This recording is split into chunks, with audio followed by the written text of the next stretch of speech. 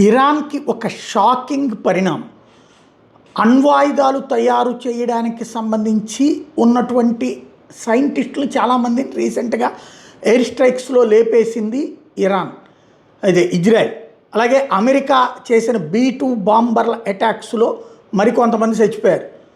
అయితే ఆ సందర్భంలో తప్పించుకున్నటువంటి డాక్టర్ మెహ్రాబ్ పర్వీజ్, ఈయన అప్పుడు అక్కడ లేడు. ఈయన one of the key person అణ్వాయుధాల తయారీకి సంబంధించి. ఇప్పుడు గుర్తు తెలియని వ్యక్తి అతన్ని కాల్చి చంపినటువంటి సంఘటన అరాక్ ప్రాంతంలో జరిగింది. ఇరాన్లోని అరాక్ ప్రాంతంలో ఈ సాయంత్రం ఆయన్ని గుర్తు తెలియని వ్యక్తి చంపేశాడు.